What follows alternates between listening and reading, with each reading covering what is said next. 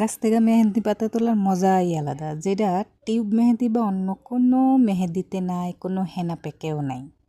তাই তো শুক্রবারে সকাল সকাল চলে আসলাম গাছের মেহেদি তুলতে।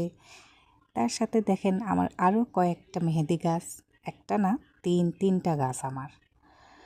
এখন এগুলোকে হবে বাটিং, এগুলোকে সুন্দর করে বাইসা পরিষ্কার কইরা শিল পাটায় বাটা হবে। কে কে শিলপাটায় এখনও দেন মেহেদি বেটে? আমি কিন্তু দিই, আমার কিন্তু সেই লাগে। অবশ্য আজকে হাতে দেব না, আজকে দেব মাথায়।